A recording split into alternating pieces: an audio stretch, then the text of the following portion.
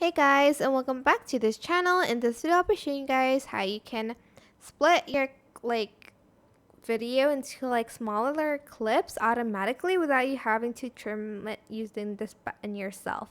So you can either right click and then select split scene, but it's going to create a folder with those clips, or you can put it to your main track and right click and then select split scene, and it's going to split the videos into different clips in that track. But I prefer, I suggest you doing it on the folder here, so that you'll have it in your media pool, so when you want to use it later you can have that there.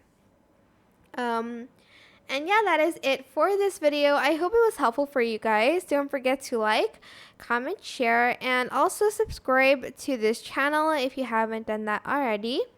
If you have any questions, just leave it in the comment section down below and I'll try my best to answer them all for you guys.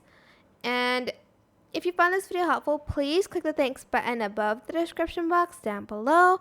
Thank you so much for watching. Bye!